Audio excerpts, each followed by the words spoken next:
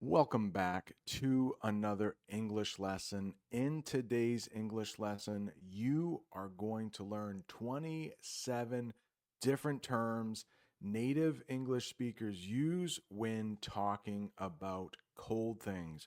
And for each of these terms, I'll have the official definition and then I will use it in a sentence. I have a couple different categories for you.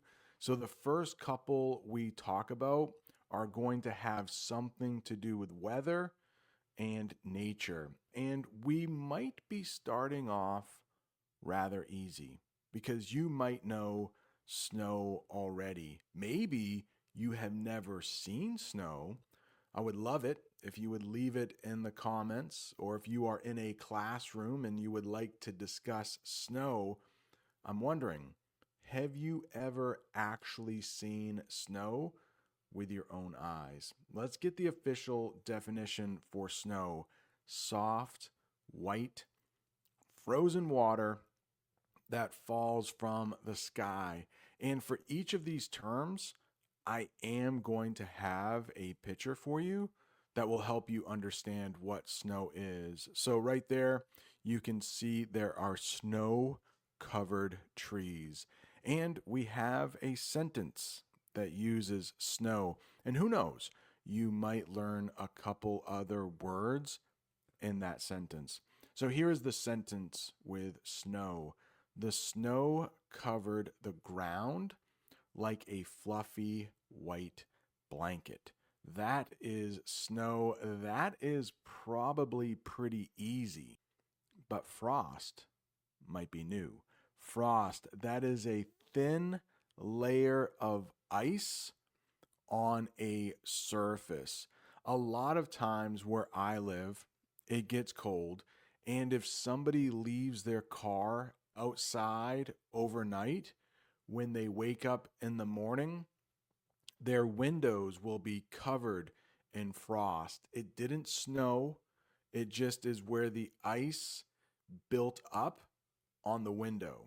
But it's usually pretty thin. When you turn the car on, that frost usually disappears within a couple minutes. Let's get a sentence that uses frost. The grass had frost in the morning, sparkling in the sunlight. Yeah, let's take a little closer picture of what frost looks like. It's actually pretty cool. I'm not looking forward to winter. I am recording this in the summer. I do have a sweatshirt on though. It is starting to get a little cool. Not cold enough for icicles yet. Icicles, that is how you pronounce that.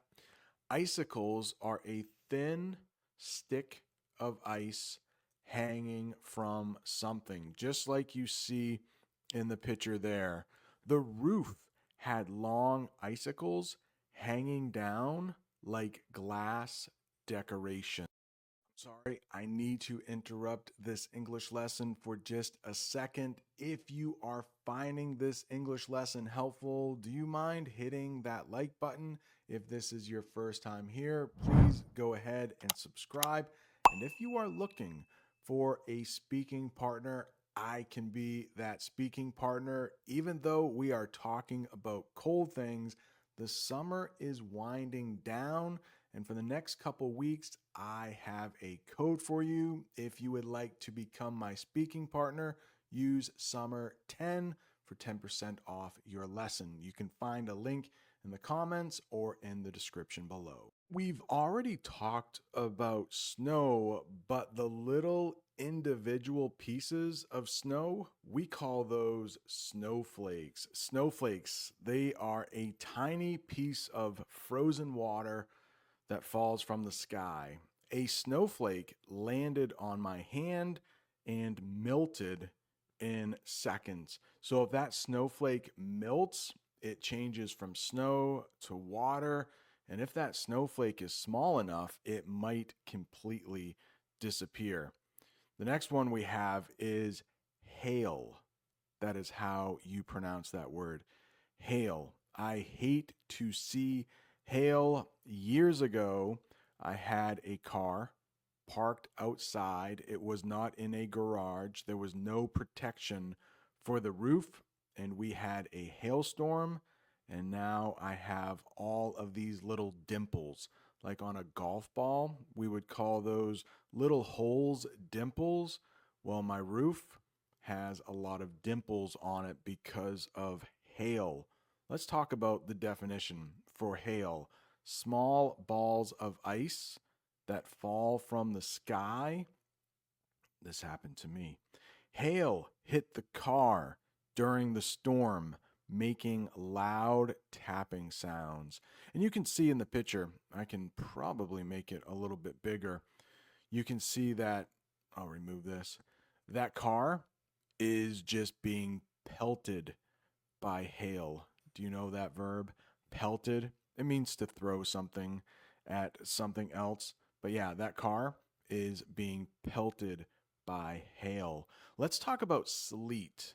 Sleet is different, and it's not quite as bad for your car, but it could be slippery on the road. So sleet is rain mixed with snow or ice. Sleet made the roads slippery and dangerous for drivers. So if we make that picture a little bigger there, you can see on the road, it does look slippery. Hopefully they have snow tires on their car. Snow tires, that might be a bonus word, but some people who live in cold areas will change their tires out in the winter and put on their winter tires. Winter tires can grip the road a little bit better, just in case it snows or you have something you have to deal with like sleet. The next one is a blizzard. That is not fun at all. Where I live, a couple times a year, we might have a blizzard. We might even have to miss school for a day or two because the blizzard is so bad. What's a blizzard? Well, it's a strong snowstorm. So a snowstorm might not be that bad. Maybe we miss school, sorry. We miss school for a couple days, but a blizzard might cause us to miss school for a few more days. It's like a really bad snowstorm. The blizzard made it hard to see outside, even a few feet ahead. We've already mentioned snowstorms, so this one might not be too hard. It's just when a lot of snow is falling at one time. The snowstorm lasted all night, covering the town in deep snow. Take a look at that picture. In that picture, there is a snowplow. We call that thing a snowplow, and it is trying to remove snow from the street. Now, what happens if the snow has been on the ground for a while? Some of it starts to melt, some of it is still there. You might have something that I hate, and it is called slush. Well, we're going to talk about a type of slush that I do like in just a minute, but this type can be really nasty. You have it where I live a lot in the spring. This is wet snow mixed with water. The sidewalk was covered in slush, soaking my shoes. This is another type of slush which I love. You might have a word for this in your own language, but it's basically crushed ice and you can add flavors to it. I don't know about you, but my favorite flavor for a slush is something we call blue raspberry. There are no raspberries that I know of that are blue. I know red raspberries and even black raspberries, which we might call blackberries, but there isn't anything such as blue raspberries, but it is my favorite flavor of slush. This is the section for objects, food, and drinks. And the first one we have talked about already. So this might be review. Ice. Ice is frozen water. There is ice in my drink, clinking against the glass. Do you know that verb, clinking? Think about a glass. Think about some ice cubes. We will talk about those next. But if you put ice cubes in a glass and you move that glass, when the ice cubes hit the glass, we would say it is clinking against the glass. Next, we have ice cubes. Ice cubes, those are small blocks of ice. She put ice cubes in her water to make it extra cold. And I think Americans really love cold drinks, so they use a lot of ice cubes. Let me know, do you put ice cubes in your drinks, or are you just happy if they're cold? They don't have to be freezing. Freezing means even colder than cold. Speaking about freezing, you might have a freezer in your house. Maybe you keep your ice cream in a freezer. We are going to talk about ice cream a little later, but a freezer is a cold part of a fridge. And we are going to talk about fridge next, or refrigerator. So the freezer is a cold part of a fridge where food is kept frozen. A lot of F's in that sentence. The ice cream is in the freezer next to the frozen vegetables. Let's take a look at a fridge, and we'll talk about both of those again, fridge and freezer. But the fridge, or the refrigerator, which is just too long to say, so most native English speakers just call that thing a fridge. A fridge is a machine that keeps food cold, not frozen. That is where the freezer comes in. But you could definitely put milk in the fridge. Here's a sentence using fridge. The milk is in the fridge on the top shelf. So take a look at this. These are basically the same thing. It's just one is called a fridge because a lot of native English speakers get lazy. We won't call it a refrigerator. And then the freezer has things like ice in it and frozen meats. So fridge is short for refrigerator. Next, we have something that's a little different from a slush. We have something called a popsicle. A popsicle, this is frozen flavored water on a stick. The popsicle melted in the sun, dripping down my hand. Take a look just in case you don't know what a popsicle is. There's a picture for you. Next, we have one of my favorite things in the world. This is ice cream. And ice cream is sweet, frozen milk dessert. Yeah, there is usually a lot of sugar in ice cream. Here's a sentence that uses the term ice cream. We had chocolate ice cream for dessert after dinner. Please let me know in the comments, what is your favorite flavor of ice cream? Mine, definitely, just like the sentence says, it is chocolate. So these next few items that are cold are going to be places and animals. Let's talk about an iceberg first. Take a look at that picture. It might help. An iceberg is a huge piece of ice floating in the ocean. The ship sailed past an iceberg, most of it hidden under the water. And that is the dangerous thing about icebergs. Most of it is under the water. Kind of a famous disaster, at least in this part of the world, is something called the Titanic.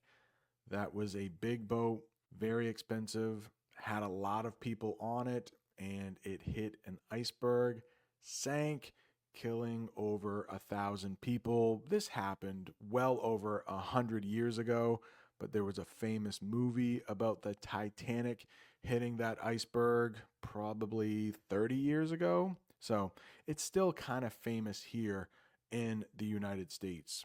Glaciers. What is a glacier? That is a slow moving river of ice. Take a look. We don't have glaciers where I live. You have to go pretty far up north or really, really far down south, like in Argentina or Chile or maybe the Arctic. The glacier is melting because of warm weather in the summer. How about this guy? Do you know this guy? A polar bear, one of the most dangerous animals in the world for humans. Polar bears are one of the few animals that will actually hunt and eat humans. So if you ever come across a polar bear, there's a good chance you are going to get hurt. Try to avoid polar bears. But a polar bear is a large white bear that lives in cold places. The polar bear walked across the ice looking for food. And if he sees you, he might think you are food. Hey, we go from a very dangerous animal to one of the cutest animals on the planet. I know I am asking you a lot of questions to leave in the comments, or if you are in a class, you can discuss this. But what is your favorite animal? If I had to pick, penguin is in the top five. A penguin is a black and white bird. Guess what? It also lives in cold places. I mean, we are talking about cold things. So penguins have to live in cold places, right? The penguin slid on the ice towards the water. Here's another place that is going to be cold because it has snow on it, and that is a ski slope. Ski slope. A ski slope is a snowy hill for skiing. I'll make that picture a little bigger. We went down the ski slope fast, feeling the wind in our faces. Here is another cold place. I've been to many ice rinks. I have plenty of ice rinks where I live. And an ice rink is a place to skate on ice. We went to the ice rink to skate with our friends. One very popular sport to play at an ice rink is the game of hockey. What about this thing? The Arctic. The Arctic, that is at the top of the world. We'll talk about Antarctica in a minute. That's at the bottom of the world or at the bottom of the earth. But the Arctic is the very cold area at the top of the earth. The Arctic is home to polar bears, seals, and snowy owls. Antarctica is down below. That is a cold continent at the bottom of the earth. Penguins live in Antarctica, where the land is covered in ice. Have you ever been ice fishing? I have.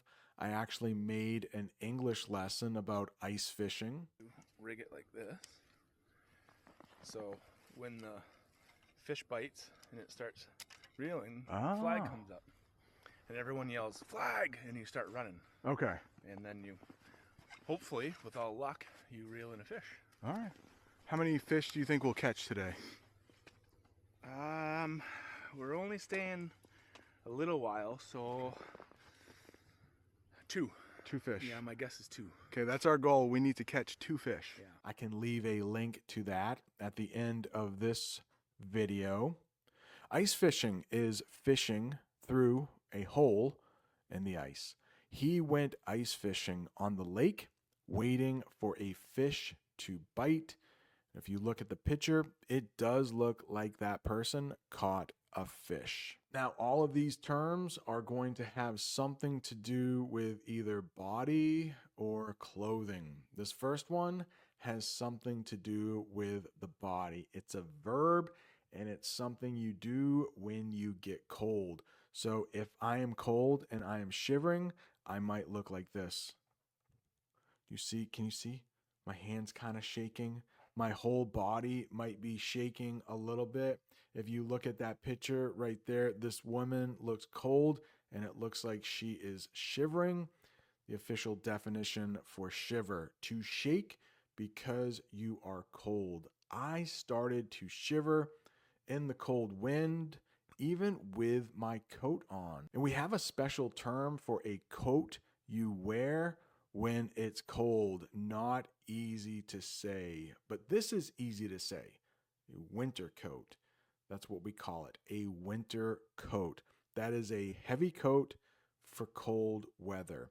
I wore my winter coat outside because the temperature was below freezing. But we also have snow boots. Now, you can wear a winter coat when it's cold, but you really can't wear a snow coat. We don't have that term in English.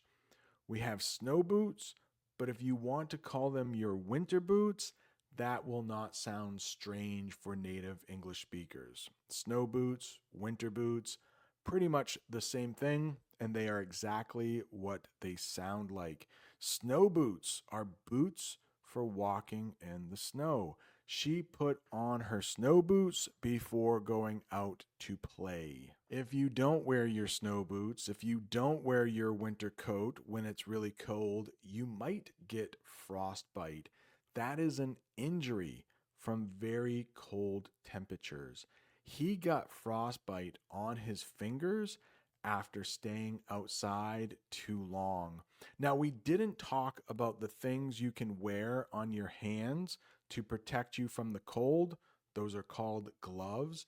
If you don't wear gloves when it is too cold, your hands can get frostbite, which looks like that is what happened to the person in the picture. Your nose is one of the first places to get frostbite when it's very cold.